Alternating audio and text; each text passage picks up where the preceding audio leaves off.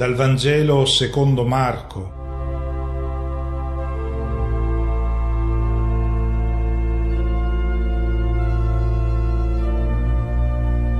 In quel medesimo giorno, venuta la sera, Gesù disse ai discepoli: «Passiamo all'altra riva».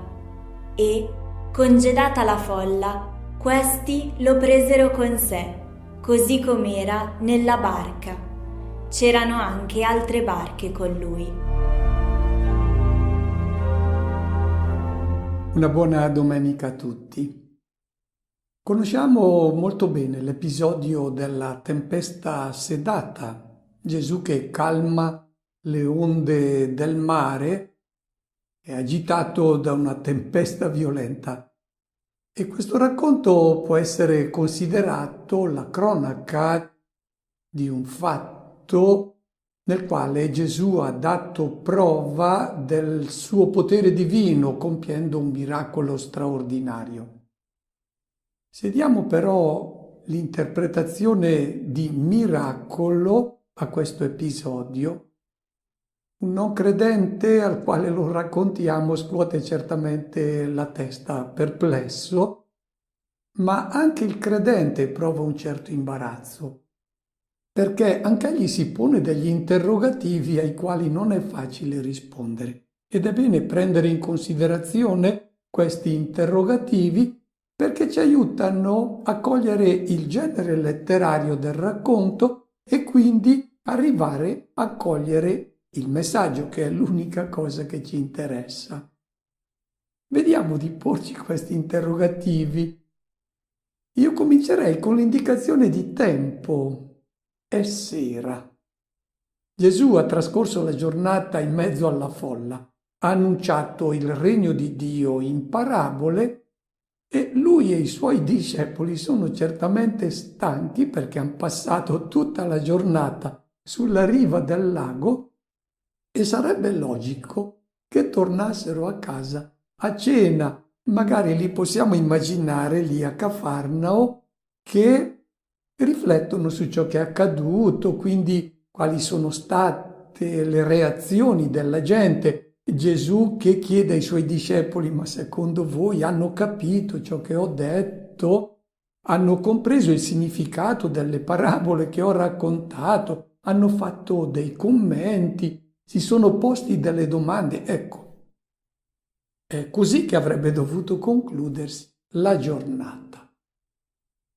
Invece Gesù ordina ai discepoli di andare dall'altra parte del lago. E questo è molto strano alla sera, perché da ciò che viene raccontato immediatamente dopo, Gesù nella parte orientale del lago non c'è mai stato e quindi non conosce nessuno. È molto strano che arrivino dall'altra parte quando è notte, non hanno fatto cena e là non conoscono nessuno. E allora, come informazione, la notazione che è sera pare piuttosto insignificante e ci dobbiamo chiedere: non è che l'Evangelista Marco intende comunicarci qualcosa di importante impiegando il simbolismo della notte che troviamo spesso nella Bibbia? Una seconda domanda: la burrasca. Sul lago di Tiberiade questa burrasca è molto strana. È un piccolo laghetto, lo vedete sulla mia sinistra, è una foto ripresa dal satellite.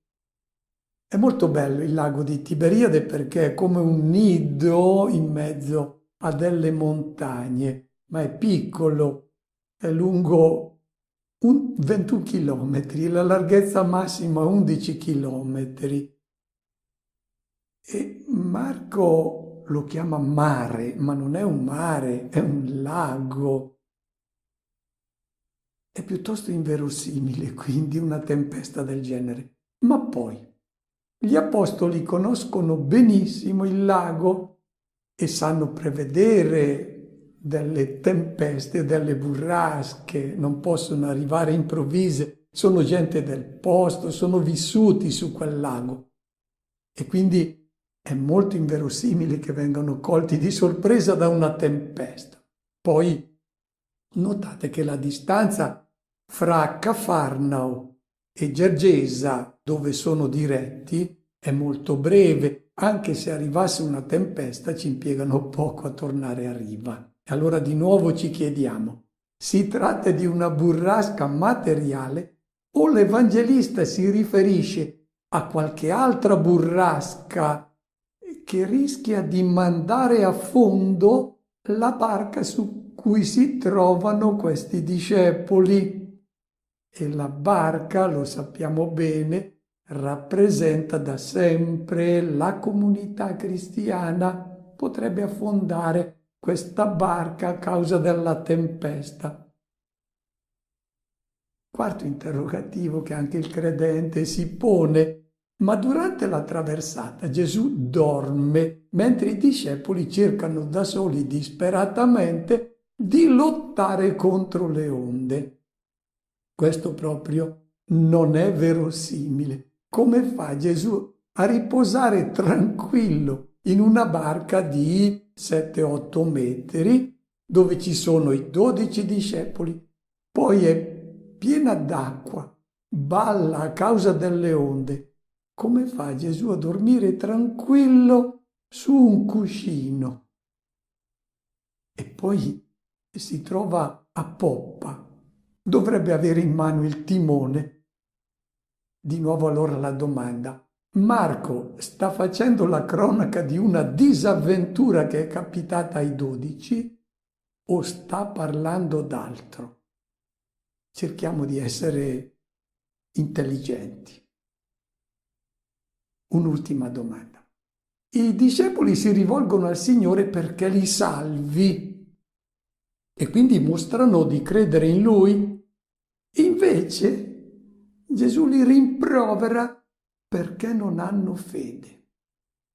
Questi interrogativi sono un invito ad accostarci a questo testo non come a una pagina di cronaca, ma come a una parabola composta con immagini bibliche. Ho già accennato alla barca che rappresenta la comunità dei discepoli. Partiamo da lì. Cosa vediamo oggi in questa comunità che è la Chiesa? Quale situazione stiamo vivendo noi credenti? Credo che siamo tutti d'accordo. La Chiesa sta attraversando una burrasca. Ci stiamo allontanando da quella che fino a pochi decenni fa era chiamata la società cristiana. Tutti andavano in chiesa, chi non andava in chiesa era segnato a dito. Oggi cosa verifichiamo? Che in chiesa siamo sempre di meno, siamo sempre più vecchi e non si parla più di società cristiana, ma di società post-cristiana, e si sente dire che la Chiesa è destinata a essere sempre più minoranza e sempre meno ascoltata. Noi ci rendiamo conto di ciò che sta accadendo e ci stiamo sforzando di riformare certe strutture obsolete. Ci stiamo purificando da credulonerie che per tanto tempo sono state scambiate per fede e che ancora oggi sono presenti in parte nella nostra Chiesa e ci rendono ridicoli agli occhi dei non credenti. Ci stiamo aprendo al dialogo, diciamo basta a certi arroccamenti ideologici, ma questi sforzi che noi stiamo facendo per buona parte del mondo laico sono ritenuti sforzi inutili, dei vagiti ultimi di una Chiesa che non si rassegna a farsi da parte. Eccola la burrasca che stiamo attraversando come Chiesa. Direi, chi coltiva queste attese di vedere una Chiesa che finisce per scomparire direi che non conosce la storia, perché la Chiesa ha attraversato burrasche ben più drammatiche di quella che stiamo attraversando oggi e ne è sempre uscita più pura e più viva. E questo mi fa tornare in mente la famosa risposta di Cardinal Consalvi a Napoleone, il quale gli aveva detto: io distruggerò la vostra Chiesa. E Cardinal Consalvi gli rispose: Maestà, non ci siamo riusciti noi preti, vescovi, cardinali e papi in tanti secoli a mandare a fondo la Chiesa. Metta il cuore in pace, che non ci riesce neanche lei a distruggere la Chiesa. Non può mandarla a fondo, non ci siamo riusciti noi. Bene, perché non c'è allora da aver paura che le burrasche mandino a fondo la barca della Chiesa? E la risposta la troveremo nel Vangelo di oggi, che è una parabola della missione che Cristo ha affidato alla sua comunità. È una parabola della difficoltà che la Chiesa incontra nel portare Cristo là dove Lui non è ancora arrivato, col suo messaggio, col suo Vangelo. Nel racconto evangelico troveremo anche un messaggio per capire e affrontare anche le nostre burrasche, quelle della nostra vita, quelle con le quali presto o tardi tutti ci dobbiamo confrontare. Una malattia, quando tutto magari sembrava sorriderci, un serio imprevisto, problema economico, magari il dramma di una separazione che poi coinvolge dei figli. Ecco, come vivere questi momenti di burrasche nella nostra vita? E Cristo ha qualche suggerimento da darci quando succedono queste cose? Credente corre il rischio di dimenticarsi di Lui quando ha più bisogno della sua parola e del suo aiuto. Ecco, proviamo a leggere questo racconto come una parabola della vita della Chiesa e della nostra vita. Ho già accennato alla sera, all'oscurità della notte. Nella Bibbia la tenebra fitta ha sempre una connotazione negativa, momento drammatico nel quale ci si attende un intervento di salvezza che viene da Dio.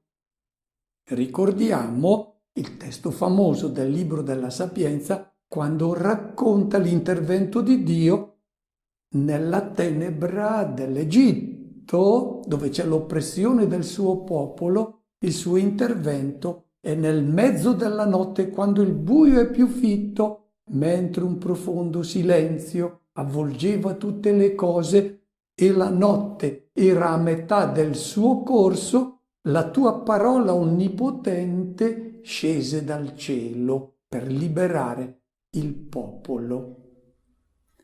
La meta è già indicata, questi primi versetti che abbiamo ascoltato. La meta è la parte orientale, al di là del lago, là dove vivono i pagani. Gesù ordina ai suoi discepoli di andare all'altra riva, di portare Lui là dove non c'è mai stato, dove il Vangelo non è arrivato. È l'immagine della missione che Gesù affida alla barca dei suoi discepoli. Voi mi dovete portare all'altra riva. La vedete sullo sfondo, l'altra riva del lago di Tiberiade. È l'immagine, questa terra pagana, del mondo semipagano di oggi, un mondo che segue principi e valori che non sono umanizzanti. Potere, denaro, successo, ricerca egoistica del piacere. Ecco, portare il Vangelo in questo mondo semipagano non è semplice perché nascono burrasche anche in questo mondo pagano che viene inevitabilmente scosso dal messaggio di Cristo. Ma è difficile portare il Vangelo in una società come questa. Ecco le burrasche che vanno messe in conto. E non bisogna avere paura di andare verso questo mondo per portare la parola di salvezza. Siamo chiamati a dare una testimonianza in questo mondo semipagano, ma del paganesimo è presente anche nella Chiesa, che deve essere continuamente riformata partendo dal messaggio evangelico. Anche in questa Chiesa va portato Cristo e anche qui inevitabilmente nascono burrasche. Il brano continua dicendo che hanno preso Gesù sulla barca così com'era. Cosa vuol dire così com'era? Non dice che hanno preso Gesù e basta, no. C'è un piccolo dettaglio, lo hanno preso così com'era. Marco sta parlando della giornata che è la vita di Gesù, vita che è stata tutta dedicata all'annuncio del regno di Dio. E alla fine di questa giornata terrena di Gesù che egli invita i discepoli ad andare all'altra riva, mentre lui è sulla barca così com'era, dorme. Lo vedremo, il significato di questo sonno. Poi dice che c'erano altre barche. Marco sta descrivendo questa traversata dei discepoli sul mare agitato e non c'è una barca soltanto, sono molte le barche, quante sono le comunità cristiane che sono già nate là nell'impero romano quando Marco scrive il suo Vangelo. Sentiamo adesso cosa accade alla barca della Chiesa che si muove sul mare agitato. Ed ecco, ci fu una grande tempesta di vento e le onde si rovesciavano nella barca, tanto che ormai era piena. Egli se ne stava a poppa, sul cuscino, e dormiva. Gli apostoli hanno obbedito all'ordine del maestro che aveva detto: andate all'altra riva, portate me così come sono in terra pagana, là dove c'è una vita che è disumanizzata. Portate me, portate il Vangelo là in questa terra. E durante il viaggio il mare si ribella, pare che si opponga a questo viaggio, voglia impedire che possa giungere il Vangelo in terra pagana. Nel simbolismo dell'antico Medio Oriente, il mare è il luogo simbolo delle forze del caos, il luogo dove abitano i mostri, è la sede dei nemici del cosmo, dell'ordine che permette la vita. E questo mare è indomabile.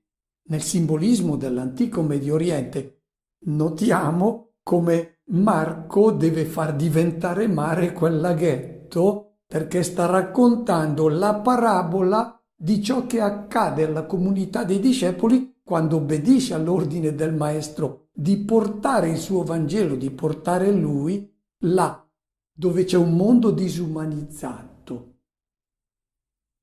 Il mare non è domato da nessuno nell'Antico Testamento, solo Dio era colui che stendeva i cieli e camminava sul mare. Ricordiamo nel libro dell'Esodo Mosè che per la forza di Dio domina il mare. Oppure il Salmo 89, il Signore domina l'orgoglio del mare e placa il tumulto delle sue onde. Solo Dio poteva vincere queste forze caotiche.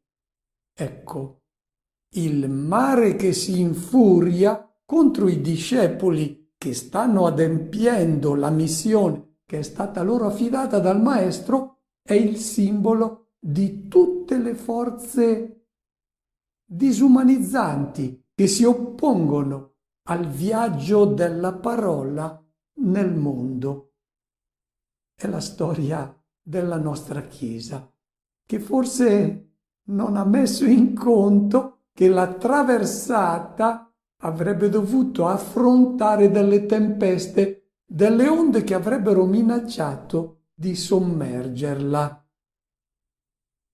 E improvvise e inattese possono sempre scatenarsi burrasche nella nostra vita, nella nostra famiglia, nella vita di coppia, nella vita della comunità. E nel momento in cui abbiamo più bisogno di prendere coscienza che Cristo è con noi, anche i credenti rischiano di dimenticarsi di Lui. Cercano di risolvere questi problemi come se Lui non ci fosse. Non ci si ricorda della sua presenza al nostro fianco perché pensiamo che Lui dorma, che si sia addormentato, che si sia dimenticato di noi. Il Vangelo continua dicendo: egli stava a poppa sul cuscino e dormiva. Sono 3 dettagli molto significativi: il sonno, la poppa, il cuscino. Il sonno, anzitutto, nella Bibbia è spesso impiegato come immagine per indicare la morte. Ricordiamo il libro del Siracide, parlando della morte, dice: è l'eterno sonno. Anche Giobbe immagina la morte in questo modo. Giobbe, che non crede in un'altra vita, dice: l'uomo non si desterà più dal suo sonno. E anche Gesù lo riprende in senso figurato, il sonno, quando dice: il nostro amico Lazzaro si è addormentato. Oppure lo sentiremo la prossima domenica, il brano evangelico: la fanciulla non è morta, dorme. E i cristiani hanno mantenuto questa immagine. Ricordiamo Paolo quando scrive ai Tessalonicesi: non vogliamo lasciarvi nell'ignoranza, fratelli, riguardo a coloro che si sono addormentati. Il cristiano non muore, è un sonno per un risveglio a un giorno nuovo, a una luce nuova. E anche il termine stesso che i cristiani hanno impiegato per indicare la morte dei loro fratelli che vengono collocati nel cimitero. Cimitero, koimeterion, deriva da koimaomai, mi addormento. E qui abbiamo Gesù addormentato al termine della sua giornata. Il messaggio della parabola è chiarissimo: la comunità dei discepoli ha Gesù sulla barca, che è vivo, ma è addormentato. È il sonno della sua morte al termine della sua giornata. Adesso lui è vivo, è sempre con i discepoli, ma in una condizione nuova. I discepoli non devono dimenticarsi che lui è con loro, quindi guai avere paura delle burrasche. Il cuscino, in mezzo a quella baraonda, stranamente rimane un cuscino sotto la testa di Gesù. È molto strano, molto improbabile. La presenza del cuscino però non sorprende se si tiene presente il termine greco che viene impiegato, proskephalaion, indica il guanciale che è posto sotto la testa di un defunto. Ora risulta chiaro il significato del sonno di Gesù, si riferisce alla sua morte e si capisce anche il valore teologico di tutta la scena.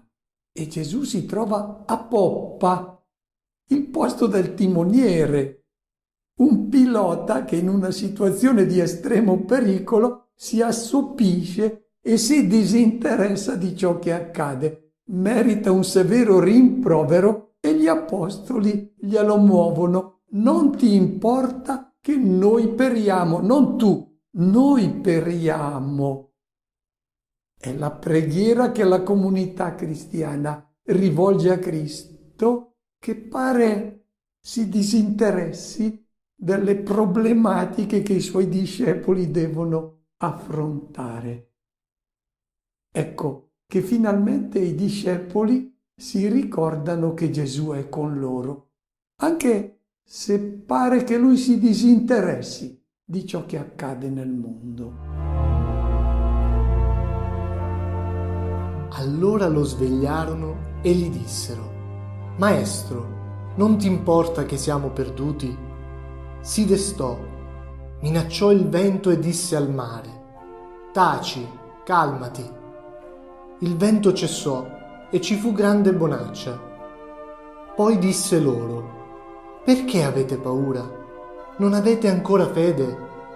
E furono presi da grande timore e si dicevano l'un l'altro: Chi è dunque costui che anche il vento e il mare gli obbediscono? Quando siamo sballottati nella vita da queste tempeste, da queste burrasche, noi vediamo che il Maestro dà la sensazione che voglia lasciare che tutto si svolga come se Lui non fosse presente. E allora noi ci chiediamo: dov'è Dio? Dov'è Cristo? Perché non interviene con il suo potere prodigioso? Perché non compie miracoli? Viene da pregare come il salmista, il Salmo 44, quando il salmista dice: Signore, svegliati, perché dormi? È quello che noi chiamiamo il silenzio di Dio, e pare che Dio lasci correre tutto come se Lui dormisse. Il Salmo 13 inizia con una litania di questo genere. Fino a quando, o Signore, continuerai a dimenticarmi? Fino a quando nasconderai il tuo volto? Fino a quando nell'anima mia proverò affanni, tristezza nel cuore ogni momento? Fino a quando su di me trionferà la forza nemica? Ecco, sono le nostre notti, quelle che sperimentiamo tante volte nella nostra vita, le notti della solitudine, dell'ingiustizia alla quale non possiamo porre rimedio, la notte dell'abbandono, della malattia, del dolore che non ha spiegazione, notti in cui ci chiediamo: ma c'è davvero Dio? E se c'è, perché non fa nulla?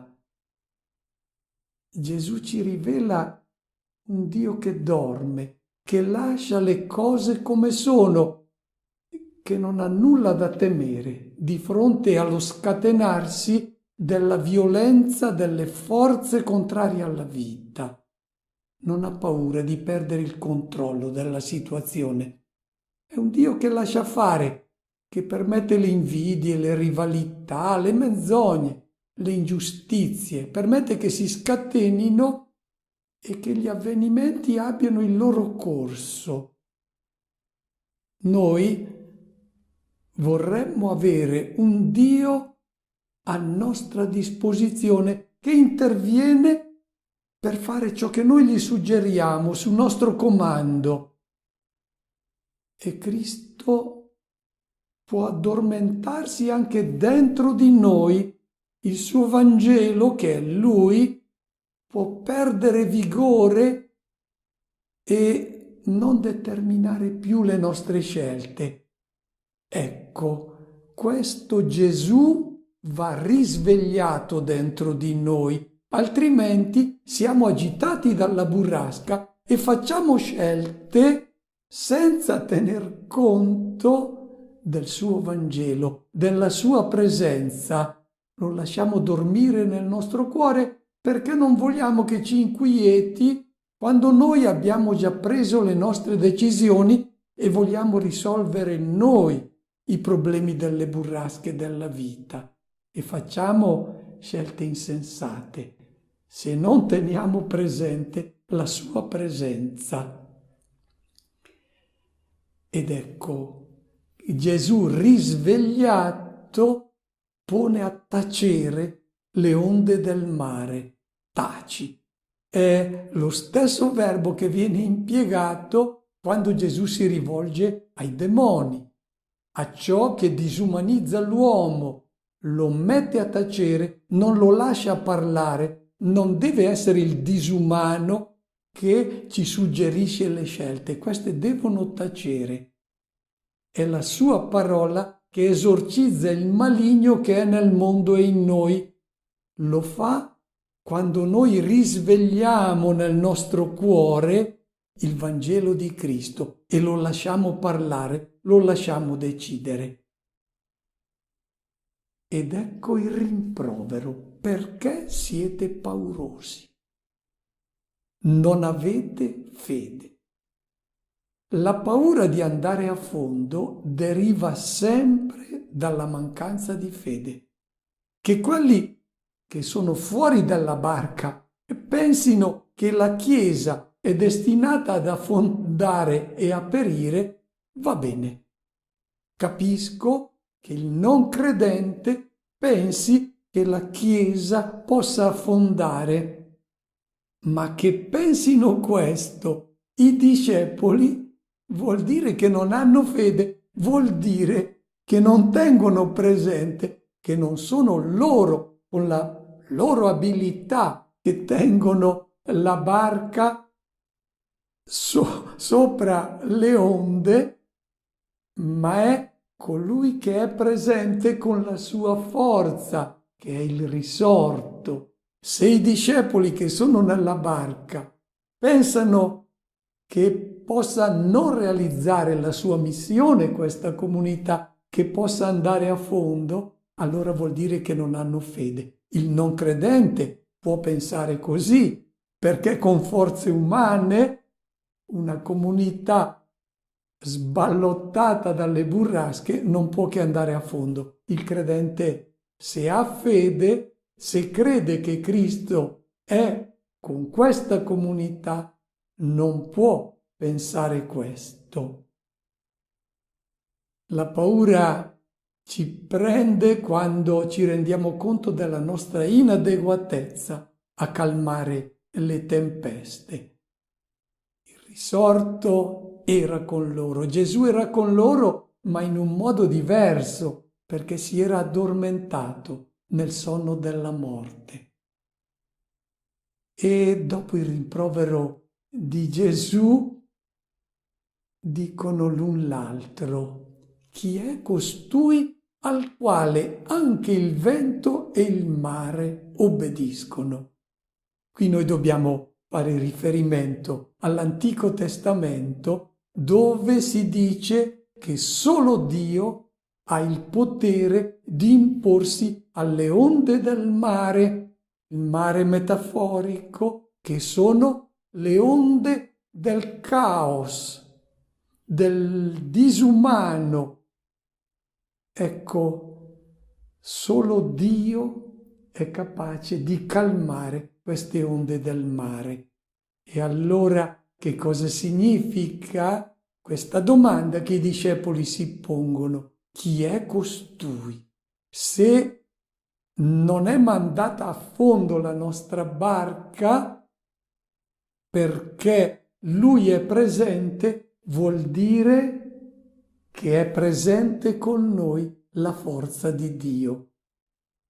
Questa espressione nel Vangelo secondo Marco è una professione di fede delle comunità primitive nella divinità di Cristo.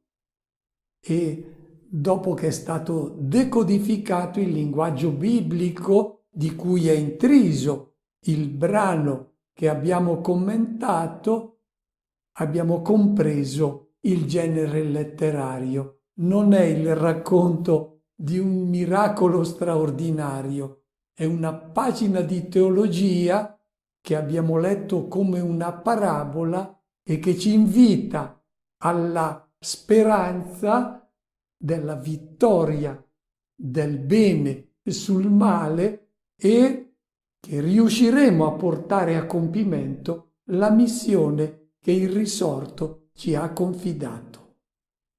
Auguro a tutti una buona domenica e una buona settimana.